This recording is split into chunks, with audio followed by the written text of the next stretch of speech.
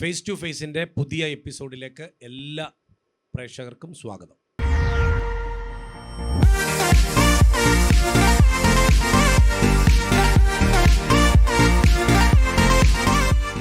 ഇന്ന് നമ്മളോടൊപ്പം ഈ ഫേസ് ടു ഫേസ് പ്രോഗ്രാമിൽ പങ്കെടുക്കുന്നത് എക്സൽ ഡൈവേർഡ് മെമ്മറി വേഴ്സ് ചലഞ്ചിൽ സീസൺ 1 സീസൺ 2 ലെജൻഡായി മാറിയ നെവിൻ ജിജി എന്ന മോനും മോൻ്റെ പിതാവ്, മാതാവ്, അമ്മച്ചി അവരാണ് ഇന്ന് ഈ പ്രോഗ്രാമിൽ നമ്മളോടൊപ്പം പങ്കെടുക്കുന്നത്. പ്രിയ കുടുംബത്തെ ഈ പ്രോഗ്രാമിലേക്ക് ഞാൻ സ്വാഗതം ചെയ്യുന്നു. പ്രിയ ജിജി ബ്രദർ, സോണിയ സിസ്റ്റർ, പ്രിയ അമ്മച്ചി എല്ലാവരെയും സ്വാഗതം പറയുകയാണ്. പ്രത്യേകിച്ച് ഈ കുടുംബം വെസ്റ്റ് ആഫ്രിക്കയിൽ ആണ് അവർ കുടുംബമായി പാർത്ത് ജോലിയോടുള്ള ബന്ധത്തിലായിരിക്കുന്നത്. കഴിഞ്ഞ 2 സീസണിൽ നെവിന് നല്ല മിടുക്കനായിട്ട് വാക്യം പറഞ്ഞ് ലെജൻഡ് ആയതിൻ്റെ മെമൻറ്റോ ഇവിടെ എൻ്റെ കയ്യിലുണ്ട്. അപ്പോൾ അവരുടെ അനുഭവങ്ങൾ നമുക്ക് കേൾക്കാം. എങ്ങനെയാണ് ആ ജേർണി, എങ്ങനെയായിരുന്നു, അവരുടെ കുടുംബവിശേഷങ്ങൾ നമുക്ക് ഒന്ന് കേൾക്കാനുള്ള സമയം നമുക്ക് വേർതിരിക്കുകയാണ്. ഒരിക്കൽ കൂടെ എല്ലാ പ്രേക്ഷകരെയും ഞാൻ സ്വാഗതം ചെയ്യുന്നു. പ്രാരംഭത്തിൽ നമ്മുടെ നെവിനോടാണ് ഞാൻ ചോദിക്കുന്നത്. നെവിൻ ഇപ്പോൾ ഇവിടെ ഈ ഫ്ലോറിൽ ഇവിടെ ഇരിക്കുമ്പോൾ വളരെ സന്തോഷത്തോടാണ് ഇരിക്കുന്നത്. ഒത്തിരി പേരിൽ നിന്ന് നമ്മുടെ സീസൺ 1 650 കുഞ്ഞുങ്ങളുണ്ടായിരുന്നു, സീസൺ 2 650 കുഞ്ഞുങ്ങളുണ്ടായിരുന്നു. അതിനകത്തു നിന്ന് ചുരുക്കം പേരിൽ ഏകദേശം സീസൺ 2 അമ്മിൽ ഒരാളാകാൻ നെവിന് ദൈവം കൃപ ചെയ്തു. എന്ത് തോന്നുന്നു ഇപ്പോൾ നെവിന്? ആ ഒരു സന്തോഷം എങ്ങനെയാണ്? What you feel? ഞാൻ വളരെ സന്തോഷവാനാണ്. You are excited? യെസ്. എങ്ങനെയായിരുന്നു ഈ ഒരു ജേർണി ഒന്ന് ഓർത്തെടുക്കുമ്പോൾ ഒന്ന് പറയാമോ? എങ്ങനെയായിരുന്നു തുടക്കം മുതൽ അതിനായിട്ട് നേരിട്ട ചാലഞ്ചസ് എന്തൊക്കെയായിരുന്നു? ആരൊക്കെ ഹെൽപ്പ് ചെയ്തു? എങ്ങനെയാണിത്? അതിന് ഓൺഗോയിങ്ങിൽ എന്തെങ്കിലും എനിക്ക് ഗിവപ്പ് ചെയ്യാൻ തോന്നിയോ? പക്ഷേ എങ്ങനെ ഇത് അച്ചീവ് ചെയ്തു? അതിനെക്കുറിച്ച് ഒന്ന് പറയാമോ? ഞാൻ ഇത് തുടങ്ങിയപ്പം ഞാൻ എക്സൈറ്റഡ് ആയിട്ടായിരുന്നു തുടങ്ങിയത്. പക്ഷെ മിഡിലെത്തിയപ്പം ലൈക്ക് കുറേ ദിവസങ്ങൾ ഇങ്ങനെ ചെയ്ത് റിവൈസ് എന്ന് വെച്ചപ്പം ഞാൻ മടുത്തു. അപ്പം ലീവ് ചെയ്യണമെന്ന് എനിക്ക് തോന്നി. പക്ഷേ ഞാൻ പിന്നെയും ഓർത്തു, ഇപ്പം ഇത് ദൈവത്തിൻ്റെ ഒരു ജോലിയാണെന്ന് എനിക്കറിയാം. അതുകൊണ്ട് ഞാൻ പിന്നെയും കണ്ടിന്യൂ ചെയ്തു എക്സൈറ്റഡ് ആയിട്ട്. ഇപ്പം ഇത് എൻ്റെ ജീവിതത്തിൽ വലിയൊരു അനുഗ്രഹമായി മാറി. തീർച്ചയായിട്ടും ഈ നെവിൻ ഇവിടെ ഇരിക്കുമ്പോൾ തന്നെ നെവിനെ അങ്ങനെ ഒരുക്കിയെടുത്തത് മാതാപിതാക്കളാണ്. അതിനകത്തൊരു ഡൗട്ടും വേണ്ട. അപ്പം ജിജി ബ്രദറും സോണിയ സിസ്റ്ററും ആ മോനെ പഠിപ്പിക്കുന്നതിൽ ഒത്തിരി കാര്യങ്ങൾ ചെയ്തിട്ടുണ്ട്. ഏതൊക്കെ മേഖലയിലാണ് നിങ്ങളുടെ ഒരു സപ്പോർട്ട് എങ്ങനെയാണ് നെവിന് കൊടുത്തത്?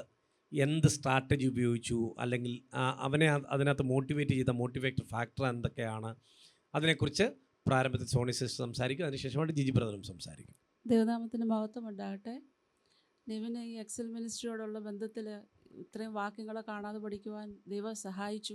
ആക്ച്വലി എൻ്റെ ഒരു ഫ്രണ്ട് മുഖേനയാണ് ഞങ്ങൾ ഇതിലേക്ക് എത്തപ്പെടുന്നത്. ദുബായിൽ ഉള്ള ഒരു ഫ്രണ്ടാണ് എക്സൽ മിനിസ്ട്രിയെ കുറിച്ച് പറയുന്നതും വാക്യം ഇങ്ങനെ പഠിക്കണം എന്നുള്ള ഡീറ്റെയിൽസൊക്കെ പറയുന്നത്. നെവിൻ അങ്ങനെ ഇതിൽ ജോയിൻ ചെയ്യുവാനും ആദ്യം മുതൽ തന്നെ വാക്യങ്ങൾ ഒരു ബുക്കിൽ എഴുതി വെച്ച് റിവിഷൻ ചെയ്തു. എല്ലാ ദിവസവും ഈ പഠിച്ച വാക്യങ്ങൾ റിവിഷൻ ചെയ്ത് കൊണ്ടുവന്ന് വളരെ അനുഗ്രഹത്തോടെ അത് കംപ്ലീറ്റ് ചെയ്യുവാനും ദൈവം സഹായിച്ചു. അത് അവൻ്റെ ജീവിതത്തിൽ വളരെ അനുഗ്രഹമായിരുന്നു. ദൈവവചനം പഠിക്കുന്നത് വിദ്യാഭ്യാസ രംഗങ്ങളിലും നല്ല ഇമ്പ്രൂവ്മെൻ്റ് അവൻ്റെ ജീവിതത്തിൽ ഉണ്ടാകുവാനെ കൊണ്ട് ദൈവം സഹായിച്ചു. തീർച്ചയായിട്ടും എനിക്ക് തോന്നുന്നു പ്രിയ ജിജി ബ്രദർ ജോലിയോടുള്ള ബന്ധത്തിൽ പോകുമ്പോൾ കൂടുതലും എനിക്ക് തോന്നുന്നു സോണിയ സിസ്റ്റർ തന്നെ ആയിരിക്കാം നെവിനെ കുറച്ചുകൂടെ ഒന്ന് ഫോക്കസ് ചെയ്തത്. എങ്കിൽ പോലും പിതാവെന്ന നിലയിൽ ഒരു വലിയ സപ്പോർട്ട് ജിജി ബ്രദറിൻ്റെ ഭാഗത്തു നിന്നുണ്ട്. നെവിൻ ഇപ്പോൾ ഈ ഒരു അച്ചീവ്മെൻറ്റ് നേടി നിൽക്കുമ്പോൾ ഒരു പിതാവെന്ന നിലയിൽ എന്ത് തോന്നുന്നു? എന്ത് റോളാണ് ജിജി ബ്രദർ നെവിൽ ചെയ്തിട്ടുള്ളത്? അതിനെക്കുറിച്ച് സംസാരിക്കാം. Praise the Lord. പഠിത്തത്തിൽ നല്ല പോലെ പഠിക്കുന്നതാണ്. പക്ഷേങ്കിൽ ഈ വാക്യം എഴുതി എല്ലാ ദിവസവും ഒരു ടൈം ടേബിൾ ക്രിയേറ്റ് ചെയ്ത് കൊടുത്തു. മോർണിംഗിൽ തന്നെ അത് പഠിച്ചിട്ട് പോകണം എന്നൊരു പറഞ്ഞു. കൂടുതൽ ടൈമിലും സോണി തന്നെയായിരുന്നു അത് പഠിപ്പിക്കുന്നത്, എഴുതി വയ്ക്കുന്നതും എല്ലാം.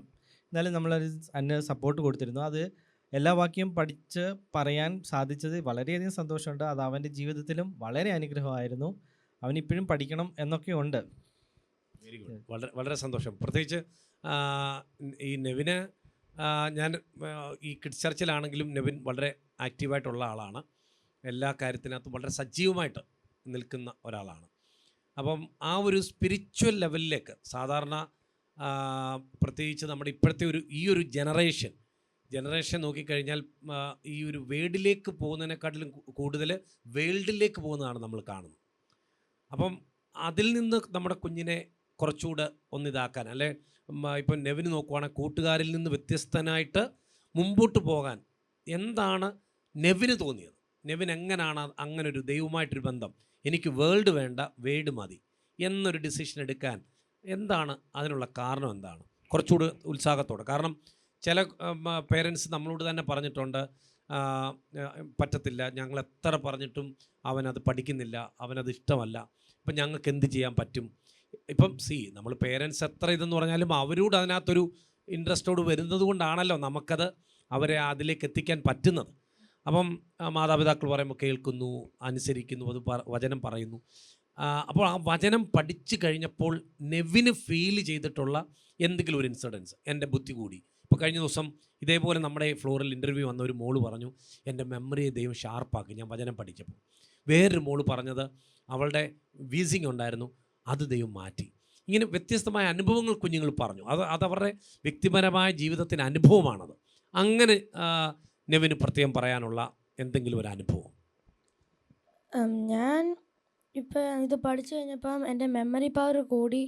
പിന്നെ ഞാനിപ്പം ദൈവത്തോട് എല്ലാ ദിവസവും ദൈവത്തിൻ്റെ ജോലി ഞാനിപ്പോൾ എല്ലാ ദിവസവും ചെയ്യുമായിരുന്നു. ഇപ്പം ഇതില്ലാത്ത സമയത്ത് ഞാൻ ഇതിങ്ങനെ കോൺസെൻട്രേറ്റ് ചെയ്യാറില്ലായിരുന്നു. പക്ഷേ ഇത് തുടങ്ങിയപ്പോൾ തൊട്ട് ഞാൻ എല്ലാ ദിവസവും ദൈവത്തിൻ്റെ വചനം വായിക്കുകയും എല്ലാം കിട്ടി. ഇപ്പം നെവിന് ഇപ്പം 2 സീസൺ കഴിഞ്ഞു. ഇപ്പം രണ്ടാമത്തെ സീസൺ കഴിഞ്ഞിട്ട് ഓൾമോസ്റ്റ് 6 മന്ത് കഴിഞ്ഞിട്ടുണ്ട്. ഇപ്പോഴും വാക്യങ്ങളൊക്കെ ഓർമ്മയുണ്ടോ? അത് ഉപയോഗിക്കാറുണ്ടോ? പ്രാർത്ഥനയിലോ അല്ലെങ്കിൽ ചർച്ചിൽ പോകുമ്പോഴോ ഒക്കെ ഉപയോഗിക്കാറുണ്ടോ? സത്യം പറഞ്ഞാൽ എനിക്ക് എല്ലാം ഓർമ്മയില്ല, പക്ഷേ ചിലതൊക്കെ എനിക്ക് ഓർമ്മയുണ്ട്. പിന്നെ ഞാൻ ആഫ്രിക്കയിലാണ്. അപ്പം അവിടുത്തെ പള്ളിയിൽ നമ്മളിങ്ങനെ മെമ്മറി വേഴ്സ് എല്ലാ ദിവസവും ഒരു വാക്യം പറയണമെന്ന് അങ്ങനെയൊന്നുമില്ല. പക്ഷെ നാട്ടിൽ വന്നപ്പം എനിക്ക് ഇത് യൂസ്ഫുൾ ആയിരുന്നു. കാരണം എല്ലാ സൺഡേസിലും അവർ പറയുമായിരുന്നു നമ്മളൊരു വാക്യം പറയണമെന്ന്. അപ്പം നമുക്ക് ഈ പറഞ്ഞ വാക്യങ്ങളൊക്കെ പറയാൻ എളുപ്പമായിരുന്നു. യെസ്. Very good. നെവിൻ പാട്ട് പാടുമോ? പാടും. പിന്നെ മ്യൂസിക് ഇൻസ്ട്രുമെന്റ് അങ്ങനെയൊക്കെയുള്ള എക്സ്ട്രാ കരിക്കുലർ ആക്ടിവിറ്റീസ് വേറെ എന്തൊക്കെയാണ്? ഞാൻ ഫ്ലൂട്ട് വായിക്കും. പിന്നെ പിയാനോ ഞാനിപ്പം പഠിച്ചുകൊണ്ടിരിക്കുന്നു. അതിൽ ഞാൻ ലെവൽ 1 പൂർത്തീകരിച്ച് ലെവൽ 2 സ്റ്റാർട്ട് ചെയ്യാൻ പോവുക. ഇപ്പോൾ ഒരു ഫ്ലൂട്ട് ഉണ്ടായിരുന്നു, നമുക്ക് നെവിൻ്റെ നമുക്ക് ഫ്ലൂട്ട് വായിക്കുന്ന കേൾക്കായിരുന്നു.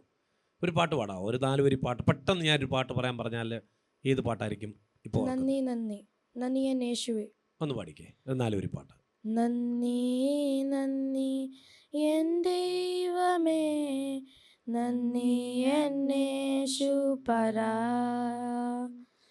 നന്ദി നന്ദി എൻ ദൈവമേ, നന്ദി എൻ യേശുപരാ, എണ്ണമില്ലാതുള്ള നന്മകൾക്കും അത്ഭുതമാമനിൻ സ്നേഹത്തിനും, എണ്ണമില്ലാതുള്ള നന്മകൾക്കും അത്ഭുതമാമനിൻ സ്നേഹത്തിനും, നന്ദി നന്ദി എൻ ദൈവമേ, നന്ദി എൻ യേശുപരാ.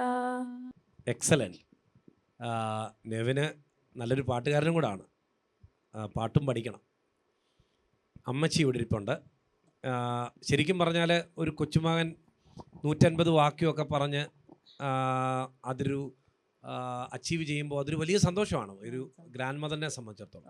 അമ്മച്ചിക്ക് എന്ത് തോന്നുന്നു? ഈ മോന് 150 വാക്യമൊക്കെ പഠിച്ച് ഒരു ലെജൻഡായി മാറിയപ്പോൾ അമ്മച്ചിക്ക് കൊച്ചുമോനെക്കുറിച്ച് എന്താണ് തോന്നുന്നത്? അച്ചുവിനെക്കുറിച്ച് എനിക്ക് പിന്നെ നന്ദിയാണ് പറയാനുള്ളത്. ദൈവം അവന് അത്ര കഴിവ് കൊടുത്തതിൽ ദൈവത്തെ സ്തുതിക്കുന്നു. അവന് നല്ല ബുദ്ധിയും ജ്ഞാനവും കൊടുത്ത് അവനെ വളർത്തുവാൻ തക്കവണ്ണം മാതാപിതാക്കൾക്കും കൃപ കൊടുക്കട്ടെ എന്ന് പറഞ്ഞു.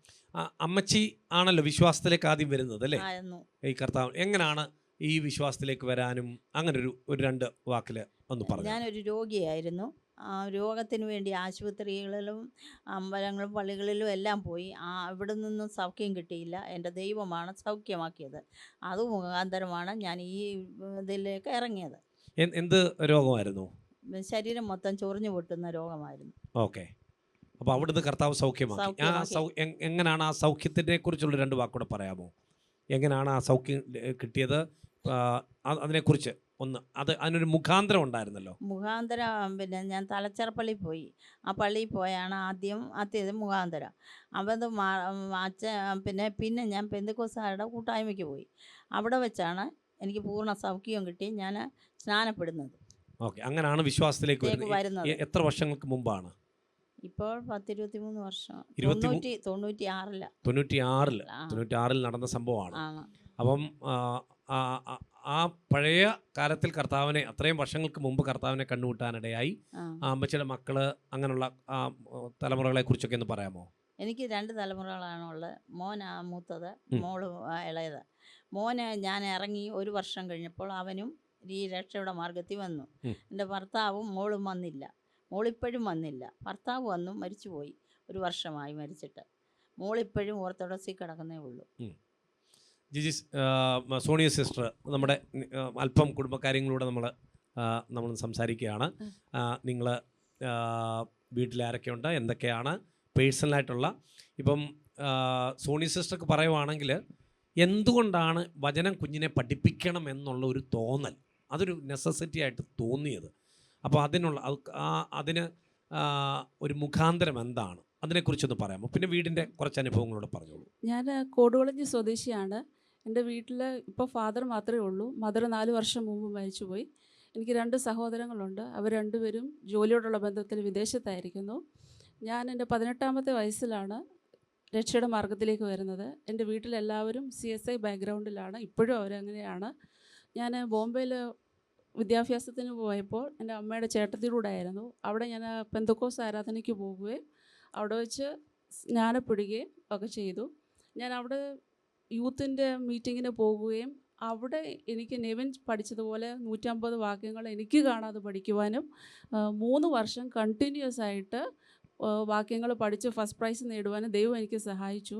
എൻ്റെ വിദ്യാഭ്യാസ കാലങ്ങളിൽ ഞാൻ വളരെയധികം പഠിച്ചിട്ടുണ്ടെങ്കിലും എനിക്ക് അതിൻ്റേതായ ഒരു ഫലപ്രാപ്തി ഉണ്ടായിട്ടില്ലായിരുന്നു. പക്ഷേ ഞാൻ എന്ന് തൊട്ട് ദൈവവചനം പഠിക്കുകയും ചെയ്തു.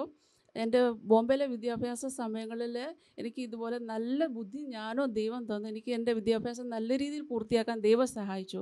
അപ്പോൾ നെവിന് ഒരു അവസരം ഇങ്ങനെ കിട്ടിയപ്പോൾ അവൻ്റെ വിദ്യാഭ്യാസ ജീവിതത്തിലും അത് വളരെ അനുഗ്രഹമാണെന്ന ഒരു ഉത്തമ ബോധം എനിക്ക് ആ വിഷയത്തിലുണ്ടായതുകൊണ്ട് നെവിനെ ഞാൻ വാക്യങ്ങൾ പഠിപ്പിക്കുവാനും മെമ്മറൈസ് ചെയ്യുവാനും ഒക്കെ ദൈവം സഹായിച്ചു. അവൻ്റെ ചെറുപ്രായം തൊട്ടേ ഒരുമാതിരി എല്ലാ സങ്കീർത്തനങ്ങളും ഞാൻ അവനെ കാണാതെ പഠിപ്പിച്ചു. അവനൊരു യൂട്യൂബ് ചാനലുണ്ട്. ആ വാക്യങ്ങൾ അവൻ ചെറുപ്രായത്തിൽ പറഞ്ഞതെല്ലാം ഞാനതിൽ അപ്ലോഡും ചെയ്ത് ഇപ്പോഴും വെച്ചിട്ടുണ്ട്. യൂട്യൂബ് ചാനലിന്റെ പറഞ്ഞപ്പോൾ ഇപ്പോൾ റീസെന്റ് തുടങ്ങിയാണോ നേരത്തെ തൊട്ടേ തുടങ്ങിയതാ? ഓക്കെ. അത് നമ്മുടെ ഈ ദൈവവീടിന് വന്നതിന് മുമ്പ് അതിന് മുൻപേ തൊട്ടേ യൂട്യൂബ് ചാനലുണ്ട്. Very good. ഓക്കെ. അതിലെല്ലാ വാക്യങ്ങളും അപ്ലോഡ് ചെയ്യുന്നുണ്ടോ? ഇപ്പൊ കുറച്ച് നാളായി അപ്ലോഡ് ചെയ്തിട്ട്. അങ്ങനെ വാക്യങ്ങളെല്ലാം പോസ്റ്റ് ചെയ്തിട്ടുള്ളത്. Very good, very good. അങ്ങനെ നെവിനും ഇതിൽ ജോയിൻ ചെയ്യുവാനും വാക്യങ്ങളൊക്കെ പഠിക്കാനും ദൈവം സഹായിച്ചു. അവൻ്റെ വിദ്യാഭ്യാസ രംഗത്തിലും നല്ല വ്യത്യാസം ഇതിന് മൂലം ഉണ്ടാകുവാൻ ദൈവം സഹായിച്ചു. ഈ അമ്മമാരോട് കുഞ്ഞുങ്ങളെ ടേക്ക് കെയർ ചെയ്യുന്ന ഒരു അമ്മ എന്ന് പറയുമ്പോൾ ഒരു വീട്ടിൻ്റെ കീ പേഴ്സണാലിറ്റിയാണ് കുഞ്ഞുങ്ങളെ മോൾഡ് ചെയ്യുന്നതിനകത്ത്. അപ്പം അങ്ങനെയുള്ള അമ്മമാരോട് സോണി സിസ്റ്റർക്ക് പറയാനുള്ള ഒരു സന്ദേശം എന്താണ്? അമ്മമാർ കേൾക്കണം, ഞാനിങ്ങനെയാണ് ചെയ്തത് എന്ന് പറയാനാണെങ്കിൽ എന്തായിരിക്കും പറയുക? മക്കളെ എത്ര പറഞ്ഞാലും അവർക്ക് പുറകിലോട്ട് നിൽക്കും. വാക്യം പഠിക്കുക എന്നൊക്കെ പറഞ്ഞു കഴിഞ്ഞാൽ നമ്മൾ അതിനു വേണ്ടി ഇനിഷ്യേറ്റ് എടുക്കണം. നിവിനെ സംബന്ധിച്ചാണെങ്കിൽ ഞാൻ ആദ്യം തൊട്ടേ വാക്യങ്ങൾ ബുക്കിൽ എഴുതി വെക്കുമായിരുന്നു. എഴുതി വെച്ചിട്ടാണ് പഠിപ്പിച്ചത്. നമ്മൾ അവരുടെ പുറകിന് ഇങ്ങനെ നടക്കണം, അല്ലാതെ അവർ സ്വയമായിട്ട് ഇത് പഠിക്കേണ്ട പ്രായമായിട്ടില്ല കുഞ്ഞുങ്ങൾക്ക്. അപ്പോൾ പേരൻസാണ് ഇതിനകത്തിൽ കൂടുതൽ ഇനിഷ്യേറ്റീവ് എടുത്ത് മക്കളെ ലെവലിലോട്ട് എത്തിക്കേണ്ടത്. എന്നാൽ അവർ സ്വന്തമായിട്ട് ഒരിക്കലും ഇത് ചെയ്യത്തില്ല. അത് നമ്മൾ ഇനിഷ്യേറ്റീവ് എടുക്കണമെന്നാണ് എനിക്ക് പറയാനുള്ളത്. ഒരു അല്പം നമ്മൾ ഇനിഷ്യേറ്റീവ് എടുത്തില്ലെങ്കിൽ നമുക്ക് അവരെ അത് ഒരിക്കലും അങ്ങനെ ബിൽഡപ്പ് പറ്റത്തില്ല, ചെയ്യാൻ പറ്റത്തില്ല. പറ്റത്തില്ല. യെസ്, ജിജി ബ്രദർ, ഒരു പിതാവ് എന്ന നിലയിൽ എന്തൊക്കെ കാര്യങ്ങളാണ്, എന്തെല്ലാം മോട്ടിവേഷനാണ് അവർക്ക് കൊടുക്കുന്നത് നെവിനെ ബിൽഡപ്പ് ചെയ്യാനായിട്ട്? പിന്നെ ഒരു പിതാക്കന്മാരോട് എന്ത് ഒരു സന്ദേശമാണ് പറയാനുള്ളത്? നിവിൻ്റെ ഈ പ്രായം എന്ന് വെച്ചാൽ കളിച്ച് നടക്കുന്ന ഒരു പ്രായമാണ്. അപ്പോൾ അതിന് നമ്മളൊരു ടൈം ടേബിൾ ഉണ്ടാക്കി അതിൻ്റെ ആ സമയത്ത് ഒരു സമയം കണ്ടുപിടിച്ച് ആ സമയത്ത് അവനെ പഠിക്കാൻ ഫോഴ്സ് ചെയ്ത് കഴിഞ്ഞാൽ എല്ലാ കുട്ടികളും അത് പഠിക്കും. എന്നാൽ കളിയുടെ കൂടെ തന്നെ നമ്മൾ ദൈവവാക്യങ്ങളായാലും സ്കൂളിലെ കാര്യങ്ങളായാലും ചെയ്യാനൊരു പെർഫെക്റ്റ് ടൈം കണ്ടുപിടിച്ച് കഴിഞ്ഞാൽ എല്ലാവരും അത് ചെയ്യും, അതുപോലെ വരികയും ചെയ്യും എന്ന് പറഞ്ഞു. ഓക്കെ, തീർച്ചയായിട്ടും ഒരു ടൈം ടേബിൾ സെറ്റ് ചെയ്യുക എന്നുള്ളതാണ്. ഇതാണ് നീ ഫോളോ ചെയ്യേണ്ടത്. രാവിലെ ഇത്ര മണിക്ക് എഴുന്നേൽക്കണം, ഇന്ന സമയത്ത് ബൈബിൾ വായിക്കണം, വാക്യം പഠിക്കണം, അത് എഴുതണം, സ്കൂളിലെ കാര്യങ്ങൾ ഇങ്ങനെ ചെയ്യണം, ഇത്ര സമയത്ത് കളിക്കണം. ഒരു ടൈം ടേബിൾ സെറ്റ് ചെയ്തിട്ട് അതിനെ നമ്മൾ ആ ട്രാക്കിലേക്ക് നമ്മുടെ കുഞ്ഞുങ്ങളെ കൊണ്ടുവന്ന് കഴിഞ്ഞാൽ, അവർ ആ ട്രാക്കിൽ കയറി കഴിഞ്ഞാൽ അതൊരു ശീലമായി കഴിഞ്ഞാൽ പിന്നെ ഓക്കെ ആവും. അതൊരു ശരിക്കും പറഞ്ഞാൽ നമ്മുടെ പിതാക്കന്മാർക്ക് ഒരു ഫോളോ ചെയ്യാൻ പറ്റുന്ന ഒരു കാര്യമാണ്. ഈ 150 വാക്യങ്ങൾ കൂടാതെ നെവിനാണ് പറയേണ്ടുന്നത് വേറെ എന്തെല്ലാം കാര്യങ്ങളാണ് ചെറുപ്പം മുതൽ? നെവിൻ ഇപ്പോൾ എത്രാം ക്ലാസ്സിലാണ് പഠിക്കുന്നത്? ഞാനിപ്പോൾ 5ലാണ് പഠിക്കുന്നത്. 5ാം ക്ലാസ്സിലാണ് പഠിക്കുന്നത്. അപ്പം ഈ 5ാം ക്ലാസ്സിനിടയിൽ എത്ര ഇപ്പം 150 വാക്യം നമ്മൾ പഠിച്ചു, കൂടാതെ സങ്കീർത്തനങ്ങളോ ലേഖനങ്ങളോ അങ്ങനെയൊക്കെ എടുത്തു പറയാനാണെങ്കിൽ ഏതൊക്കെ കാര്യങ്ങൾ പഠിച്ചിട്ടുണ്ട്? കംപ്ലീറ്റ് ആയിട്ടോ ഒക്കെ പഠിച്ചിട്ടുള്ളത് ഏതൊക്കെയുണ്ട്? ഞാനിപ്പം എൻ്റെ 2ാം വയസ്സ് തൊട്ട് ഞാൻ വാക്യങ്ങൾ പഠിച്ചു തുടങ്ങി. ഇപ്പം ഞാൻ സങ്കീർത്തനം 1 പഠിച്ചു, 15 പഠിച്ചു, 23 പഠിച്ചു, 61 പഠിച്ചു, 91 പഠിച്ചു, 100 പഠിച്ചു, 121, 123, പിന്നെ 150. ഇത്രയും സങ്കീർത്തനങ്ങൾ ഞാൻ പഠിച്ചു. സോ 8ഓളം സങ്കീർത്തനങ്ങൾ മുഴുവനുമായിട്ടും കാണാതെ പഠിക്കാൻ പറ്റി. അതൊരു വലിയൊരു അച്ചീവ്മെൻ്റാണ്. ഇത് കൂടാതെ ആ വാക്യങ്ങളൊക്കെ പഠിക്കുക എന്ന് പറയുന്നത് വലിയൊരു കാര്യമാണ്. സ്കൂളിലെ പഠനം, ആരാകണം, ഫ്യൂച്ചറിൽ എന്താകണം, അതൊക്കെ ആണ് നെവിൻ്റെ ഒരു ഡ്രീം. എന്താകണം? What you want to become? എനിക്ക് ഒരു ഫുട്ബോളർ ആവാനാണ് ആഗ്രഹം. അപ്പം സ്പോർട്സിലൊക്കെ ഉണ്ടോ? യെസ്. ഏതൊക്കെ സ്പോർട്സിലാണ്? സ്കൂളിലൊക്കെ സമ്മാനങ്ങൾ മേടിച്ചിട്ടുണ്ടോ? റണ്ണിങ് റേസിനൊക്കെ ഞാൻ എപ്പോഴും സെക്കൻഡാണ് വരുന്നത്. ഓക്കെ, വേറെ എന്തെങ്കിലും ആക്ടിവിറ്റീസ്, അങ്ങനെ സമ്മാനങ്ങൾ മേടിച്ചിട്ടുള്ള, സർട്ടിഫിക്കറ്റ് കിട്ടിയിട്ടുള്ള എന്തെങ്കിലും കാര്യങ്ങളുണ്ടോ? ഞാൻ ഡ്രോയിങ് കോമ്പറ്റീഷനും റൈറ്റിംഗ് കോമ്പറ്റീഷനും, ഡ്രോയിങ്ങിന് എനിക്ക് ഫസ്റ്റ് കിട്ടി, പിന്നെ റൈറ്റിങ്ങിൽ ഞാൻ ഇപ്രാവശ്യം 3rd പ്രൈസ് ആയിരുന്നു. ഡ്രോയിങ് ചെയ്യും, റൈറ്റ് ചെയ്യും, സ്പോർട്സിലുണ്ട്. അപ്പോൾ നല്ല മിടുക്കനാണ്. ഈ ഫുട്ബോൾ അല്ലാതെ വേറെ നിലയിൽ എങ്ങനെ മൂവ് ചെയ്യണമെന്നാണ് ആഗ്രഹം? എനിക്ക് എൻ്റെ ഓൺ കാർ കമ്പനി ഉണ്ടാക്കണം. ഒരു ഓൺ കാർ കമ്പനി ഉണ്ടാക്കണമെന്നാണ് ഡ്രീം. അതാണ് നമ്മൾ പ്രാർത്ഥിക്കുന്നത്, അല്ലേ? എനിവേ, നെവിൻ്റെ ആഗ്രഹം, ചെറിയ മനസ്സിലെ ആഗ്രഹങ്ങളൊക്കെ ഫുൾഫിൽ ആകാൻ ദൈവം സഹായിക്കട്ടെ എന്ന് ഞാൻ ആഗ്രഹിക്കുന്നു. പ്രത്യേകിച്ച് നിങ്ങൾ വെസ്റ്റ് ആഫ്രിക്ക, ആ രാജ്യത്തെക്കുറിച്ചുള്ള 1-2 കാര്യങ്ങളൂടെ നമുക്കൊന്ന് കേൾക്കാം. എനിക്കും അങ്ങനെ ആ രാജ്യത്തെക്കുറിച്ച് നമ്മൾ പോയിട്ടില്ല, കണ്ടിട്ടില്ല, അറിയത്തില്ല. പക്ഷേ അതിനെക്കുറിച്ചൊന്ന് ബ്രീഫ് ചെയ്യാമോ? ഞാൻ പോകുന്നത് ഒരു പേപ്പറിൽ അഡ്വർടൈസ്മെൻ്റ്, ഇൻ്റർവ്യൂ കഴിഞ്ഞ് അങ്ങനെയാണ് പോകുന്നത്. എനിക്കും ആ രാജ്യത്തെ കൂടെ പോകുന്ന സമയങ്ങളിലൊന്നും തന്നെ അറിയില്ലായിരുന്നു. ഇത് വെസ്റ്റ് ആഫ്രിക്ക എന്ന് പറയുന്ന സ്ഥലത്ത് ബെനിൻ എന്ന രാജ്യമാണ്. അവിടെ നമ്മുടെ കേരളത്തിലെ സെയിം ക്ലൈമറ്റ് തന്നെയാണ് ബെനിൻ എന്ന രാജ്യത്തും. പക്ഷെ അവിടെ ഉള്ള ആൾക്കാർ വളരെയധികം സപ്പോർട്ടീവായിട്ട് ആൾക്കാരാണ്. നമ്മളെ എന്ത് ഹെൽപ്പിനും നമ്മളെ ഹെൽപ്പ് ചെയ്യുന്നവരാണ്. അവിടെ 50% മുസ്ലിംസും 50% ക്രിസ്ത്യൻസുമാണ്. അവിടെ ബെന്തക്കോസ് ആരാധന, പല പ്രൈവറ്റായിട്ടുള്ള ഇൻഡിവിജ്വലായിട്ടുള്ള ആരാധനകളൊക്കെയും അവിടെയുണ്ട്. അതുപോലെ ഞങ്ങൾ അവിടെ അസംബ്ലീസ് ഓഫ് ഗോഡിൻ്റെ തന്നെ ഒരു ചർച്ചിലാണ് അവിടെ പോകുന്നത്. അവിടെ ഫ്രഞ്ചാണ് അവിടുത്തെ ലാംഗ്വേജ്, ഫ്രഞ്ചും അവർ ഇംഗ്ലീഷിലേക്ക് ട്രാൻസ്ലേറ്റും ചെയ്യുന്നുണ്ട്. അത് ഞങ്ങൾക്കൊരു അനുഗ്രഹമായിരുന്നു. ആദ്യം അവിടെ ചെന്ന സമയത്ത് ഇങ്ങനൊരു ചർച്ച കണ്ടുപിടിക്കാനൊക്കെയും ഇച്ചിരി ബുദ്ധിമുട്ടിയെങ്കിലും അവരെ നമ്മൾ വളരെയധികം സഹായം ചെയ്തു ചർച്ചിൽ പോകാനും. അതൊരു ഞങ്ങൾക്ക് ഒരു അനുഗ്രഹമായിരുന്നു. അപ്പം വെസ്റ്റ് ആഫ്രിക്ക എന്ന് പറഞ്ഞ രാജ്യത്തെക്കുറിച്ച് നമുക്ക് ചില കാര്യങ്ങൾ കേൾക്കാൻ പറ്റി. ഇനിയും എനിക്കറിയത്തില്ല, ഞാൻ ഒരു റാപ്പിഡ് ഫയർ തന്നാൽ നെവിൻ ഓക്കെ ആണോ? കാരണം ഒരു 6 മാസത്തിന് ശേഷമാണ് ഞാനിത് ഈ ഒരു ഇൻ്റർവ്യൂ നടത്തുന്നത്. അപ്പം പെട്ടെന്ന് എനിക്കറിയത്തില്ല, എങ്കിലും നമുക്കൊന്നൊരു ഒരു ട്രയൽ, തെറ്റിയാലും കുഴപ്പമില്ല നെവിൻ. ഓക്കെ, കാരണം അഞ്ചാം ക്ലാസ്സിൽ പഠിക്കുന്ന ഒരാൾ 6 മാസത്തിന് ശേഷം പെട്ടെന്ന് റാപ്പിഡ് ഫയർ നടത്തുക, ഒരു പ്രിപ്പറേഷൻ ഇല്ലാതെ പറയുമ്പോൾ ഒരു ചെറിയൊരു ഇതാകും. കൂളായിട്ടിരിക്കുക, ഇനിയും തെറ്റിയാലും കുഴപ്പമില്ല. ഓക്കെ, പക്ഷേ ഒരു ട്രയൽ ഞാൻ നടത്താം. ഓക്കെ. അപ്പം നമ്മൾ ബൈബിളിലെ 150 വാക്യങ്ങൾ നമ്മൾ നെവിൻ പഠിച്ചു. ആ പഠിച്ചതിനകത്തുനിന്ന് ഞാൻ ഒരു റാപ്പിഡ് ഫയർ ഒന്ന് തരാൻ വേണ്ടി പോവാണ്. നമുക്ക് നോക്കാം നെവിൻ അത് ചെയ്യാൻ പറ്റുമോ എന്നുള്ളത് നമ്മളൊന്ന് നോക്കാൻ വേണ്ടി പോവാണ്. അപ്പോൾ ഒന്നാമത്തെ ഞാൻ റെഫറൻസ് പറയാം. Genesis 12 verse 2. I will make you into a great nation and I will bless you. I will make your name great and you will be a blessing. Excellent. Deuteronomy chapter 6 verse 4. O Israel, O Israel, hear, O Israel, the Lord hear, O Israel, the Lord, our God, the Lord is one. Simple our one. God, the Lord is one. Okay. 2 Samuel 22 verse 2. 22nd Samuel 10. The Lord is our rock,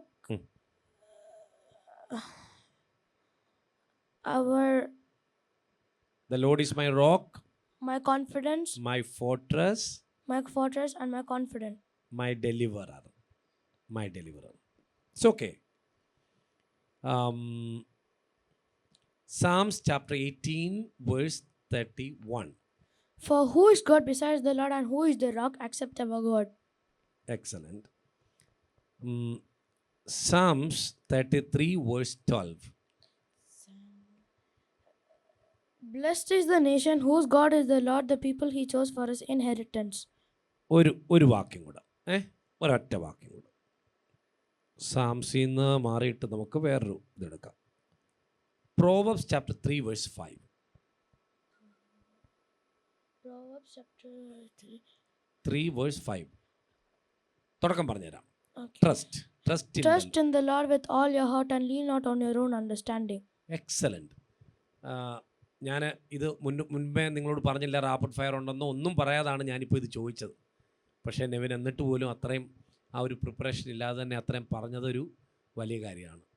ദൈവം നിങ്ങളെ സഹായിക്കട്ടെ. പ്രത്യേകിച്ച് നിങ്ങളെ ഈ കുടുംബത്തെ ഓർത്ത് ഞാൻ അഭിമാനിക്കുന്നു.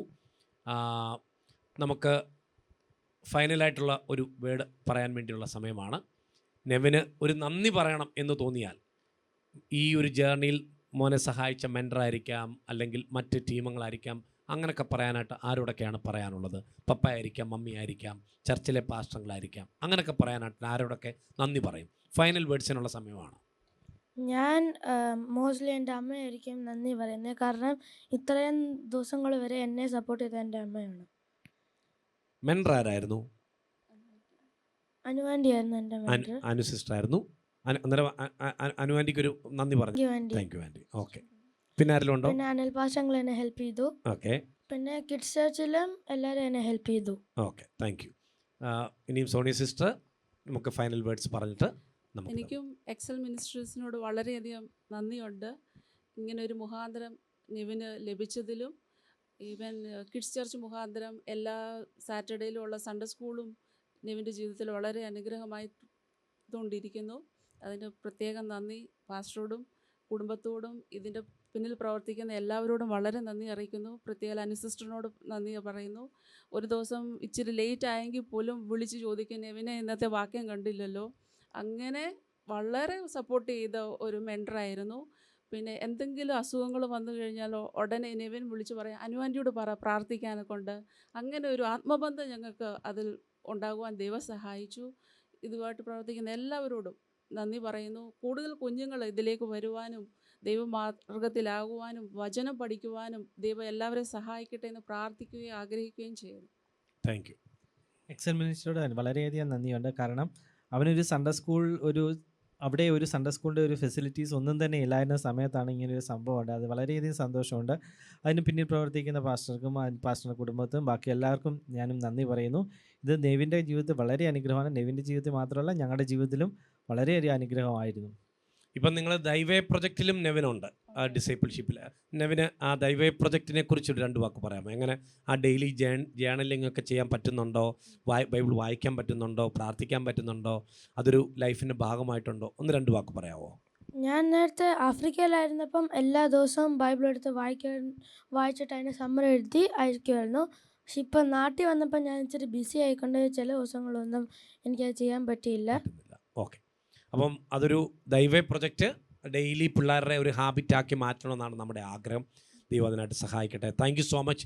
ഇന്ന് ഇത്രയും വിലപ്പെട്ട സമയം നിങ്ങൾ വെസ്റ്റ് ആഫ്രിക്കയിൽ നിന്ന് തിരക്കിട്ട് ഇവിടെ വന്ന സമയത്ത് ഈ ഒരു ഇൻ്റർവ്യൂവിനേക്ക് ഇവിടെ വന്ന് നിങ്ങൾ ഭാഗമായതിൽ ഞാൻ നിങ്ങൾക്ക് പ്രത്യേകം നന്ദി എക്സൽ മിനിസ്ട്രീസിൻ്റെ ദൈവേർഡ് ഫാമിലിയുടെ പേരിൽ ഞാൻ നിങ്ങളെ അറിയിക്കുന്നു. മനോഹരമായ ഈ ലെജൻഡിൻ്റെ മെമൻറ്റോയും അത് നെവിന് ഉള്ളതാണ്. ദൈവം സഹായിക്കട്ടെ. നെവിൻ, ഞാനിതൊന്ന് വായിക്കുവാണ് കേട്ടോ. This certificate of recognition is awarded to Nevin Giji for demonstrating exceptional dedication and commitment by successfully reciting all 150 memory verses in our Thy Word Challenge Season 1 and 2. Your achievement reaching the 12th level status of legend is a testament to your hard work, faith and perseverance. May the Word of God continue to guide and inspire you throughout your life. With heartfelt appreciation and blessings, Excel Ministries. So ദൈവം നെവിനെ സഹായിക്കട്ടെ. It's handing over to Nevin. ദൈവം അനുഗ്രഹിക്കട്ടെ കേട്ടോ. Okay, thank you. Be seated. ദൈവം നമ്മളെല്ലാവരെയും അനുഗ്രഹിക്കട്ടെ. ഇത് കണ്ടുകൊണ്ടിരിക്കുന്ന, ഇവരുടെ അനുഭവങ്ങൾ കേട്ടുകൊണ്ടിരുന്ന എല്ലാ പ്രേക്ഷകർക്കും ഞാൻ പ്രത്യേകം നന്ദി പറയുന്നു. നെവിനെ പോലെ മിടുക്കനായ ഒരു കുട്ടിക്ക് 150 വാക്യം പറഞ്ഞ് ലെജൻഡാകാൻ കഴിഞ്ഞു. ഇതുപോലെ ആയിരക്കണക്കിന് കുഞ്ഞുങ്ങൾ, ലക്ഷക്കണക്കിന് കുഞ്ഞുങ്ങൾ നമ്മുടെ നാട്ടിലുണ്ട്, നമ്മുടെ സമൂഹത്തിലുണ്ട്. അവർക്കും ഇതുപോലെ വചനം പഠിക്കാനും അവരുടെ ജീവിതത്തിൻ്റെ ഭാഗമായി മാറണം എന്നാണ് നമ്മുടെ ആഗ്രഹം. ദൈവം അതിനായിട്ട് സഹായിക്കട്ടെ. എക്സൽ ദൈവേർഡ് സീസൺ 4 രജിസ്ട്രേഷൻ നമ്മൾ ആരംഭിച്ചിട്ടുണ്ട്. ഇതുവരെയും നിങ്ങൾ ആ ഒരു പ്രോഗ്രാമിൽ നിങ്ങൾ ജോയിൻ ചെയ്തിട്ടില്ല, നിങ്ങളുടെ കുഞ്ഞുങ്ങൾ അതിനകത്ത് ഭാഗമായിട്ടില്ല എങ്കിൽ അതിനകത്ത് ഭാഗമാകാനുള്ള ഒരു വലിയ അവസരം നിങ്ങൾക്ക് ലഭ്യമാകാണ്. അതിനായിട്ട് നിങ്ങൾക്ക് ഇന്ന് തന്നെ അത് ഞങ്ങളുമായിട്ട് ബന്ധപ്പെടാം, അതിൽ ഭാഗമാകാം. ദൈവം നമ്മളെല്ലാവരെയും സഹായിക്കട്ടെ. ഒരിക്കൽ കൂടെ ഈ ഒരു പ്രോഗ്രാമിൽ പങ്കെടുത്തതിന് നിങ്ങൾക്ക് ഞാൻ എൻ്റെ നന്ദിയെ ഞാൻ അറിയിക്കുന്നു. ഒരിക്കൽ കൂടെ ഞങ്ങളെ വാച്ച് ചെയ്ത എല്ലാവർക്കും നന്ദിയും സ്നേഹവും അറിയിക്കുന്നു. പുതിയൊരു കുടുംബമായിട്ട്, പുതിയൊരു വ്യക്തിയുമായിട്ട് ഞാൻ നിങ്ങളുടെ അടുക്കിലേക്ക് എത്തും. Until then, it is Anil Elanthoor. God bless you.